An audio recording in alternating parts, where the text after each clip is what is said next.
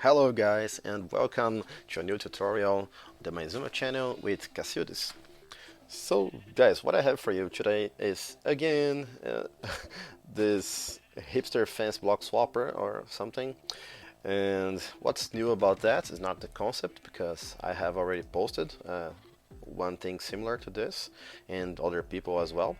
But this one is really compact. So let's first see it in action. As you can see, it's very practical.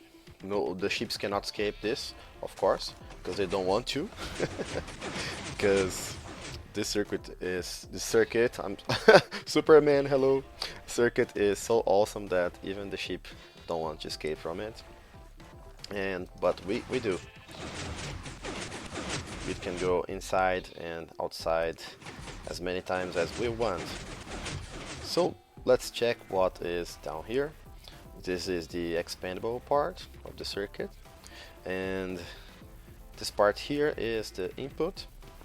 The logic is too wide, only those two, and this is the part that you're going to expand. Also, you can input the circuit anywhere on this line or down here using a repeater, and you can even input it with a 2-tick pulse like this, which makes it really fast. And again. Yeah, it's fast and it's compact, guys. So let me go and show you some redstone for this. Stop eating my grass, dumb shit. So guys, this is the circuit. It's 10 long, 4 tall, and only 3 wide, counting the blocks, the floor blocks, and the mechanics and the logic and the input. So all in all, this is much better than my first one. I swapped the blocks by mistake here. This one was supposed to be hidden here, and this was supposed to be the floor block. Let me just use a button right here.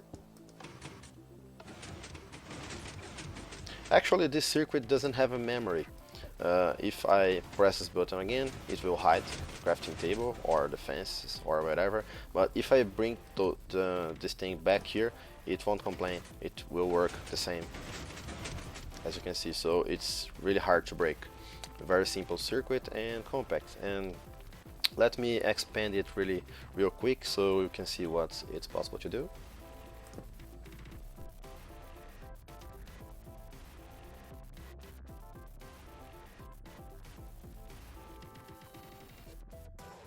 So this circuit, I'm sorry, uses only 4 lines, 4 control lines, those. And actually it's possible to make it work with only 3 lines, as I will show you later in this tutorial, because I'm going to explain some really nice tricks that I use to make this work in such a compact way. So let's finish the expansion here, and all we need here is maybe some fences, yeah, to make it all fancy. Oh no, that's not my joke. JL started it. I saw a video from him. I think it was his Wither School Farm. He uses this awesome joke. So I can place a button here. Yeah, so there it is. And again. There it is not. So if you watched my first video for this creation, you maybe will know that I created my version of the Hipster Fence swappers, because I wanted to have a door that looked like this, actually more like this. Let me just hook up this input here so you can have a better idea of what I mean. I don't know, I just woke up with this idea, and I think it really looks nice for a door with a fence like this. And you can go like this and open it, and go through and close it on the other side with a button on the same block. Yeah, so it looks nice.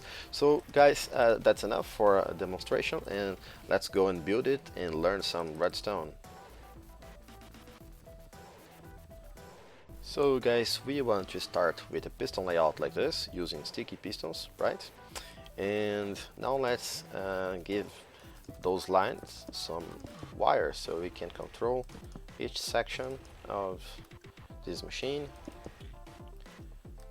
Repeaters, all those repeaters are on the 4 ticks, like 1 tick each. The only exception are those ones. You must set those on 3 ticks.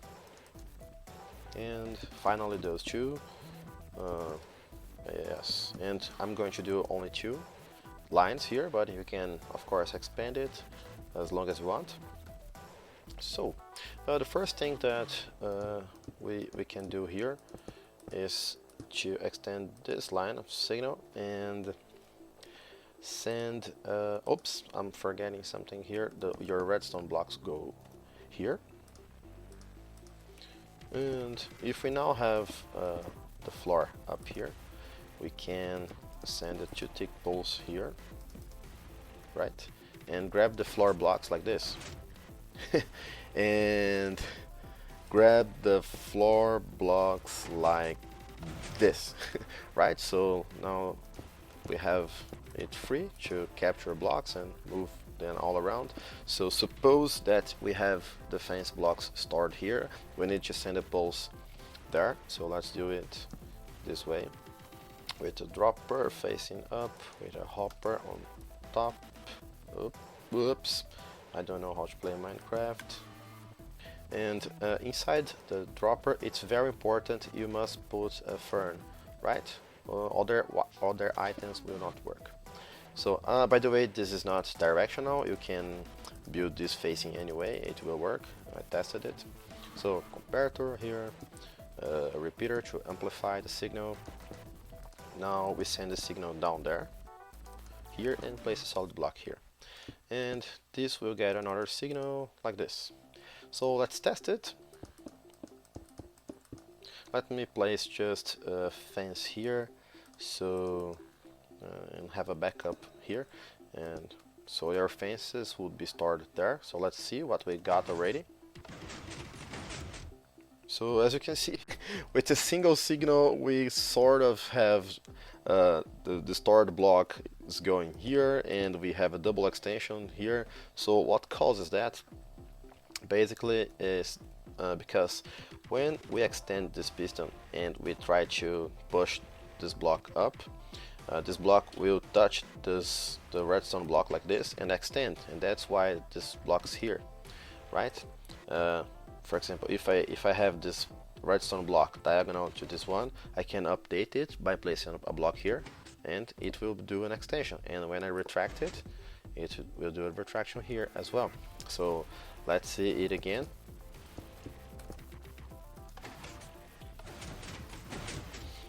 Yes, you just noticed that it is doing the reverse procedure now for retracting the block without any modification to the circuit, and this is another advantage. So we only need one sequence for both extension and retraction. All we need is an extra pulse here, because since the fences are here, whoops, we just need to pull it down like this.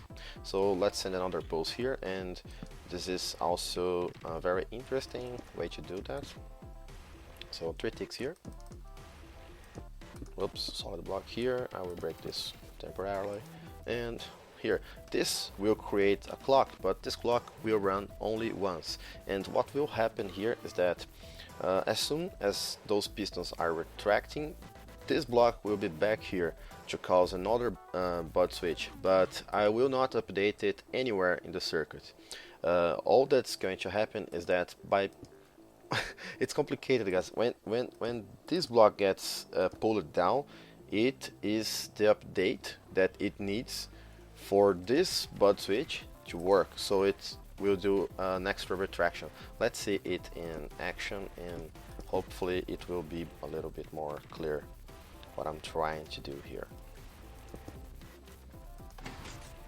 Floor blocks, double retraction. So now all that we have to do is to start those fence blocks here and get the floor back in place.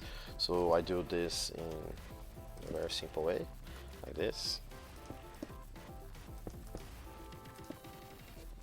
get the signal from there. Another 3 ticks here. Solid block, torch to invert the signal, and those blocks will be there. So let's check it out.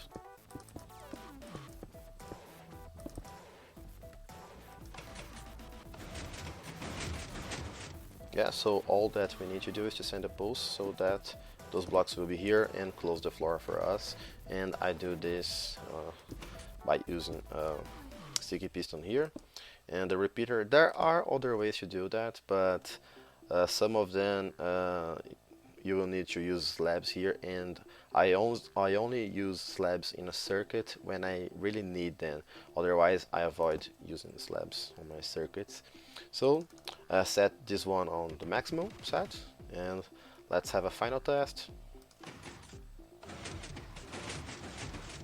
Yeah, so the floor is there. Let's delete our backup block.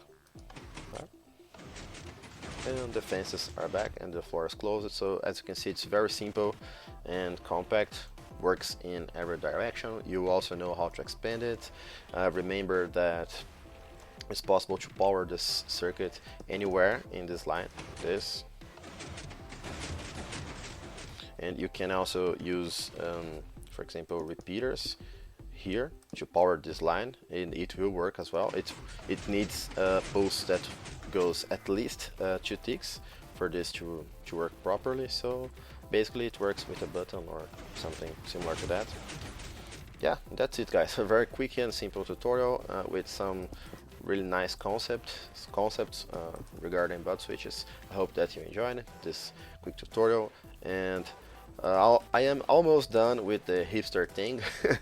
I'm sorry for you guys if you are kind of had enough of the hipster thing, but I have basically only 2 more designs to show you in the next few days, and I will be doing some different stuff later. Alright, so guys, thank you very much for watching and see you next time. Bye bye.